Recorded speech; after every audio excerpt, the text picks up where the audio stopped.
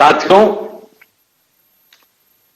सालों पहले, दशकों पहले स्वामी विवेकानंद जी ने एक पत्र लिखा था। उस पत्र में उन्होंने लिखा था, the simplest method to be work upon at present is to induce Indians to use their own produce and get market for Indian artware in other countries.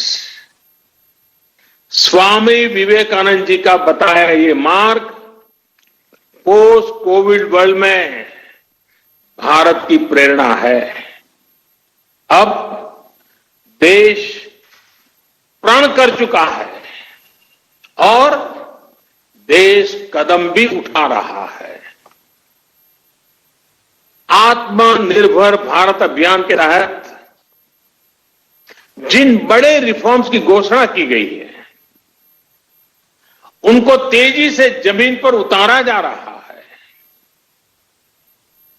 MSMEs की डेफिनेशन सालों से लटकी हुई बात, उसका दायरा बढ़ाना हो या एमएसएमईज के सपोर्ट के लिए हजारों करोड़ के स्पेशल फंड्स की व्यवस्था हो, ये सब आज सच्चाई बन रहे हैं।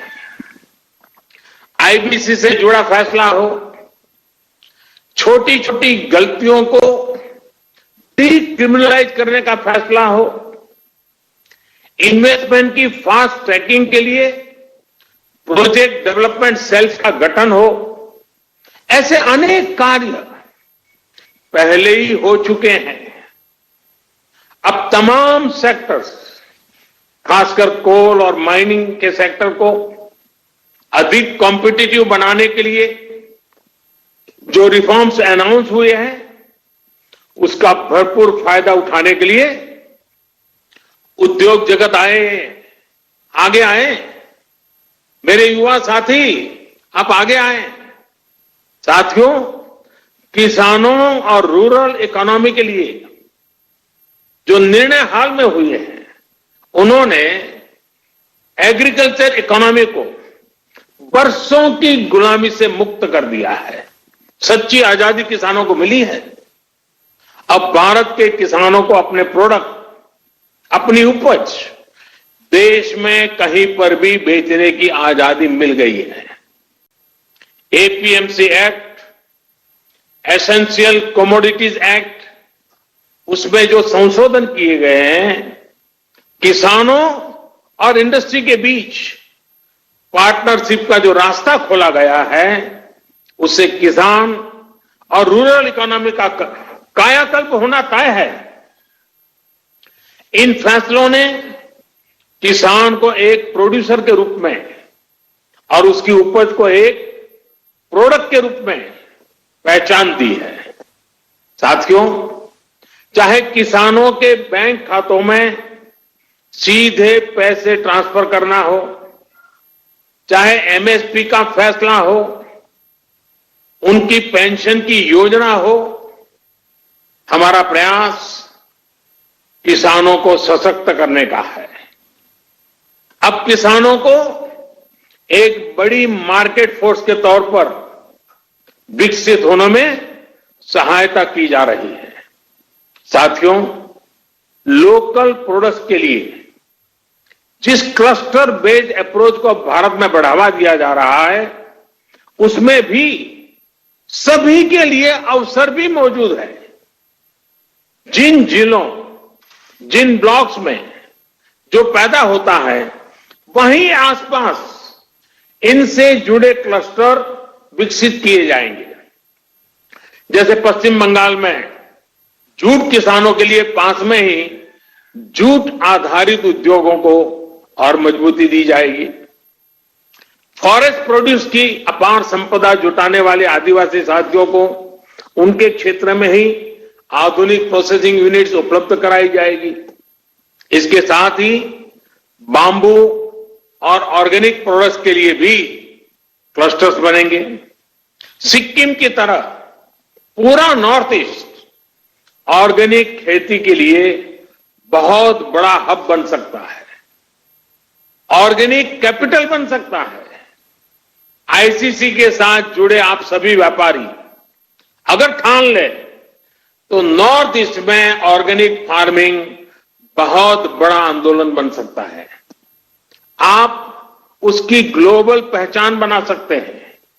आप अगर चाहें तो ऑर्गेनिक प्रोडक्ट को लेकर के ग्लोबल मार्केट पर छा सकते हैं। साथियों, आप सभी नॉर्थ ईस्ट पूर्वी भारत में इतने दशकों से काम कर रहे हैं। सरकार ने जो तमाम कदम उठाए हैं, इनका बहुत बड़ा लाभ ईस्ट और नॉर्थ ईस्ट के लोगों को होगा। मैं समझता हूं कि कोलकाता भी खुद फिर से एक बहुत बड़ा लीडर बन सकता है। अपने पुराने गौरव से प्रेरणा लेते हुए भविष्य में कोलकाता पूरे क्षेत्र के विकास का नेतृत्व कर सकता है। आपसे बेहतर और कौन जानता है कि जब श्रमिक पूर्व के, संपत्ति पूर्व की, संसाधन पूर्व के, तो इस क्षेत्र का विकास कितनी तेज गति से हो सकता है। साथियों, 5 साल बाद यानी वर्ष 2025 में आपकी संस्था अपने 100 वर्ष पूरे करने जा रही है। वहीं वर्ष 2022 में देश की आजादी के 75 वर्ष पूरे होने जा रहे हैं। ये आपकी संस्था के लिए, आपके प्रत्येक सदस्य के लिए, आपकी कोई भी औद्योगिक इकाई हो या व्यापारिक इकाई हो, बेहतरीन समय है एक बड़ा संकल्प लेने का।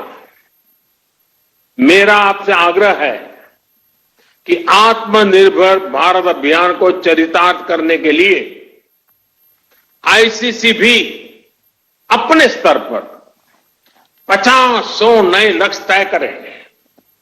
ये लक्ष्य संस्था के भी हो, इससे जुड़े हर उद्योग और व्यापारिक इकाई के भी हो और हर व्यक्ति के भी हो।